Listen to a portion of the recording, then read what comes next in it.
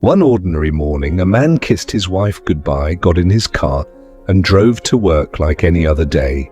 He never came home. No note. No fight the night before. No warning signs anyone could point to. 7 years later, he knocked on his own front door. What happened to him actually has a name, and it's far more common than most people realize. Let's call him Daniel. On paper, his life looked fine. A steady job, a marriage that seemed stable, 2 kids in school. But underneath, Daniel had been quietly drowning for years. Buried in debt he'd hidden from his wife, exhausted from a job he hated, carrying a weight he didn't know how to put down or even talk about. The morning he disappeared wasn't dramatic. He simply drove past his exit on the highway and kept driving. He tells people now that it didn't feel like a decision. It felt like his body just kept going, while some part of his mind stayed strangely calm, almost far away. This is a real, documented experience. Psychologists call it a dissociative fugue, a rare state where a person, under enormous stress, suddenly leaves their entire life behind. Their name, their memories, their responsibilities, sometimes without even realizing what they've done until much later. It isn't planned. It isn't about not loving your family. It's the mind reaching for an escape hatch when the pressure becomes unbearable, and the door it finds is simply walking away. For the next 7 years, Daniel lived under a different name in a small town 4 states away. He worked odd jobs, kept to himself, and for a long stretch, genuinely didn't let himself think about the family he'd left behind. Not because he didn't care, but because some part of him had built a wall around that entire life, brick by brick, just to keep functioning. Here's what's strange about stories like Daniel's. The person isn't usually living some secret, exciting new life.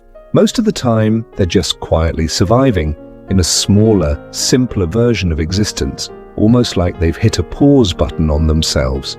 Researchers who study this note that the person often describes the years away as feeling foggy, disconnected, like watching their own life from slightly outside it. What eventually breaks the fog is different for everyone.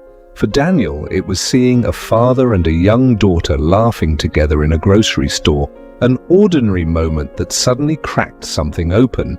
He said it felt like waking up from a dream he hadn't realized he was having. And the first clear thought he had was, what did I do? Daniel didn't call ahead. He drove back to the town he'd left, sat outside his old house for 2 hours, and finally knocked. His wife, Rachel, opened the door and didn't recognize him for a full 3 seconds, not because he looked different, but because some part of her brain had simply stopped expecting him to ever be real again. What followed wasn't a fairy tale reunion. It was confusion, anger, grief for 7 lost years, and 1,000 questions Daniel could barely answer because even he didn't fully understand what had happened to him.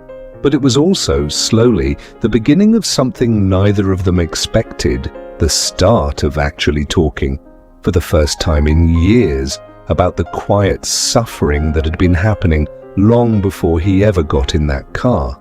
If this story is pulling you in, hit like right now.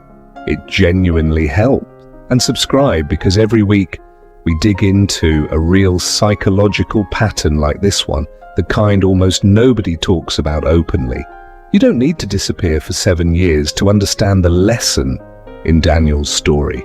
The truth is, most of us have felt a smaller version of that same pull, the fantasy of just driving away from everything, even for a moment. That feeling isn't a character flaw. It's usually a signal that something has been building for a long time without anywhere safe to go. The real danger isn't the fantasy itself, it's silence. Daniel didn't disappear because his life was unbearable in some obvious dramatic way. He disappeared because he had no idea how to say out loud that he was struggling. So his mind eventually said it for him, in the only language it had left. The people who never reach a breaking point like Daniel's usually have one thing in common. Somewhere along the way, they learned it was safe to say, "I'm not okay," before things became unbearable. That's really the whole lesson hiding inside this extreme story. If you've ever quietly fantasized about disappearing, not because you don't love your life, but because you're exhausted and don't know how to say so, that feeling deserves attention, not shame. You don't have to wait until you're standing at the edge of something drastic. The bravest thing Daniel ever did wasn't leaving.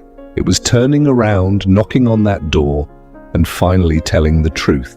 If this story meant something to you, hit like, tell us in the comments what you think you'd do in Daniel's position, and subscribe so you don't miss next week's story. We'll see you in the next one.